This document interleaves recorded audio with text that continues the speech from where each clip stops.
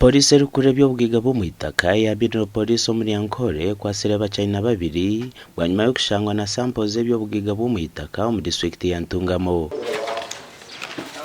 Abachaina aba nibateekateekwaho kuba batwire nibatimba kandi bakashuubura eby'obugaiga bw'omu itaka omuri Ntungamo kandi obwe batiine license y'okubikiriza. We have them in our custody. We got them with various mineral samples.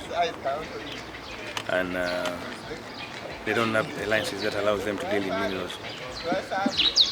We are still investigating, and we also got the sample minerals to be taken to Entebbe for examination to determine the type of minerals they're dealing in, because right now we cannot determine which minerals they're dealing in because there are very many samples.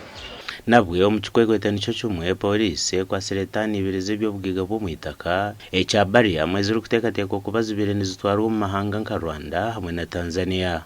It was back in someone's house. We didn't get in someone's store. We didn't get the person at home, but we impounded it as we look for the person who was dealing in that.